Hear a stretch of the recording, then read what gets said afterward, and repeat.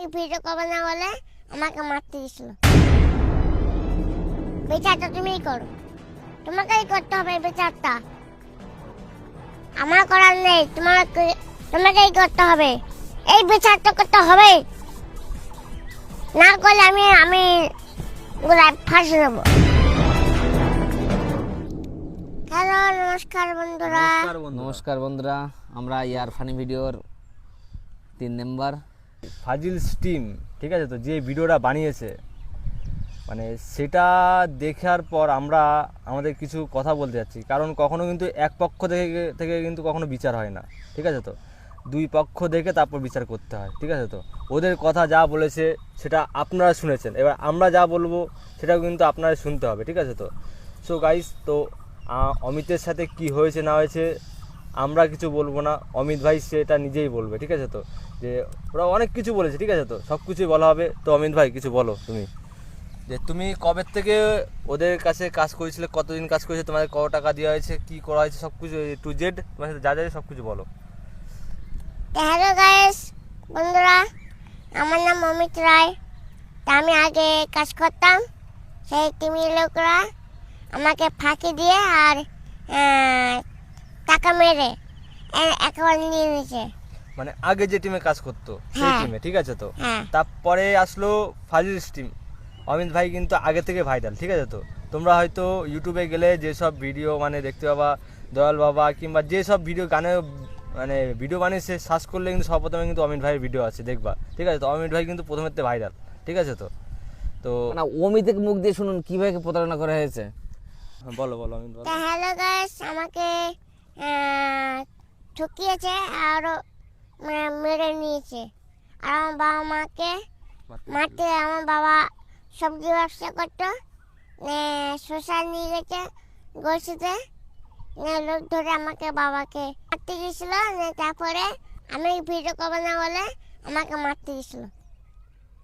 বিচারটা তুমিই করো, তোমাকেই করতে হবে বিচারটা, আমার করার নেই। তোমাকেই করতে হবে, এই বিচারটা করতে হবে, না করলে আমি গোলায় ফাঁসি দেবো। দেখো গাইস, দেখো একটু অমিতের কথাগুলো শোনো। আমরা তোকে ওকে শিখিয়ে দিইনি না, ওকে বুঝিয়েছি। অমিতের মুখ দিয়ে শোনো। আর ওর বাবা মা তো বোঝেই না, মূর্খ।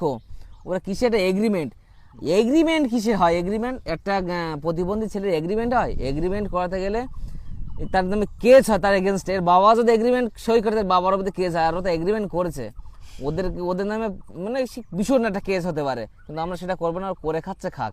কিন্তু মিথ্যা প্রবঞ্চনা দেওয়ার কোনো দরকার নেই ওদেরকে। কেন অডিয়েন্সের সামনে অমিতের বাবা নিয়ে এত মাতামাতি কেন করছে? তোরা কর না তোদের মতন ভিডিও, কেন একে নিয়ে মাতামাতি করছিস? আমরা তো কিছু, তাই আজকে ওই ভিডিও দেখে আজকে আমরা ভিডিও করতে বাধ্য হলাম যে অমিতের সাথে কী কী হয়েছে। আর এর বাবা মা তো মূর্খ, না শিক্ষিত, না কোনো কিছু জানে না। ওরা যেভাবে বুঝিয়েছে সেভাবে বোঝে। তাই এই শুনুন বাবা মার সাথে কী হয়েছে কিনা হয়েছে এই নিজেই বলুক, আমরা বলতে পারছি না। কারণ আমাদের এত খারাপ লাগছে যে এইটুকু একটা বাচ্চার সাথে এত বড় প্রতারণা করলো ওরা। বল অমিত। আমার দাদা ঠিকই বলছে। তারপরে আমার বাবা কিছু বলে, আমিও কিছু বুঝি না। কি বলবো আমি? তুমি বলো না আমি বলবো? কিছুই বুঝি না, কি করবো বলো? বিচারটা করতে হবে, বিচার না করলে আমি গোলা দড়ি নেবো, সত্যি গোলা দড়ি নেবো। শোনো বন্ধুরা, শোনো একটু, তোমরা একটু শোনো, অমিতের মুখ দিয়ে শোনো। ও কতটা কষ্ট পেলে এই কথাগুলো বলতে পারে। ও তোমরা শিখেই দিচ্ছি না, ওর মাথায় তো বুদ্ধি নেই। তা কোথা দিয়ে আসছে এই বুদ্ধিগুলো? কোথা দিয়ে আসছে? কতটা কষ্ট পেলে একটা মানুষ এরকম কথা বলতে পারে? বলো, তোমরাই বলো কতটা কষ্ট পেলে এইটুকু একটা মানুষ। এর কি এই কাজগুলোতে করা ঠিক হয়েছে? আগে যেখানে কাজ করতো সেও ঠকালো, এই যে টিমে কাজ করছে এরাও ঠকালো। আরে বাবা, এটা মেন কন্টেনার, একে কেন 3000 টাকা দেওয়া হবে? তোরা তো বলতে আমাদের শেয়ারে কাজ কর, বলতে পারতো। আর এখন 50,000 টাকা পর ওর ভবিষ্যৎ আছে। আর ওর ভবিষ্যতে তোদের ভাবতে হবে না, আমরা আছি। এই ভিডিও না করলেও না, এই আমার ভাই, এই সারা জীবন থাকলেও আমাদের কোনো অসুবিধা নেই। কিন্তু তোরা যে কাজগুলো করলি না, আজকে দেখবে, অডিয়েন্স দেখবে তোরা কি কাজ করেছিস। আর আমরা এমন এমন ভিডিও আরও পোস্ট করবো।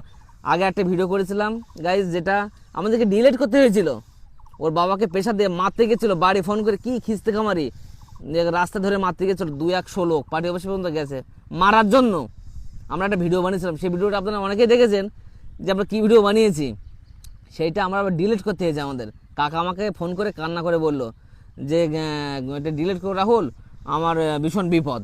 আমাদের ভিডিওটা একদিনে 20,000 লোক দেখেছিল, তবুও আমরা ভিডিওটা ডিলিট করতে বাধ্য হয়েছি শুধু এর বাবার কথা ভেবে। ওরা যে কি এগ্রিমেন্ট, তারপরে বললাম এগ্রিমেন্টে কপি কোথায়, এর বাবার কাছে কেন এগ্রিমেন্টে কপি নেই? ওরা তো এগ্রিমেন্ট করলো, তাহলে বাবার কাছে কেন এগ্রিমেন্টে কপি নেই? ওদের কাছে কেন এগ্রিমেন্টে কপি? সে ভাওতাবাজির দিন না শেষ। আর অমিতকে যেটা ঠকানো হচ্ছিল না, এমনি ওদের পান মেরে দিতে পারি ওদের চ্যানেলের, কিন্তু আমরা করবো না, সেটা করে খাক, দেখি ওরা কত ভিউজ আনতে পারে। অমিত তো নেই, অমিত আর যাবেও না, অমিত আর নেই। তা তোরা মিলিয়ন ভিউজ আন না এবার। অমিতে প্রত্যেকটা ভিডিও 8 মিলিয়ন 20 মিলিয়ন পর্যন্ত ভিউজ আছে, আর মিলিয়ন ছাড়া কোনো ভিউজ নেই। তোরা ভিডিও করে তো ভিউজ নিয়ে আয়, কত ভিউজ আনতে পারিস দেখি, অডিয়েন্স দেখুক তোদের ভিডিও। ওই ছ্যাবলামি ভিডিও না কেউ দেখে না। অমিত থাকলে তোদের ভিডিও চলতো, আর যে প্রতারণা করছিস তার ফল আজকে তোদের ভোগ করতে যাচ্ছে। তাই গাইজ আমি হাত জোর করে বলছি, অমিতির যে পেজটা, যে চ্যানেলটা ইয়ার ফানি ভিডিও, ওইটা আপনারা দেখবেন। ওখানে ভালো ভালো কন্টেন্ট আমরা চেষ্টা করবো। আমরা নতুন যেহেতু একে পেজটা খুলে দিয়েছি, আমরা চেষ্টা করবো ভালো ভালো কন্টেন্ট আনা। অনেক ভুল ভ্রান্তি আমাদেরকে হচ্ছে, কিন্তু আমরা চেষ্টা করবো ভালো কন্টেন্ট আমরা দেওয়ার জন্য। এইটুকু আমার বলা আছে, আপনারা ইয়ার ফানি ভিডিওটা দেখবেন বেশি বেশি করে। অমিত ভাই কিছু বলো। বলো।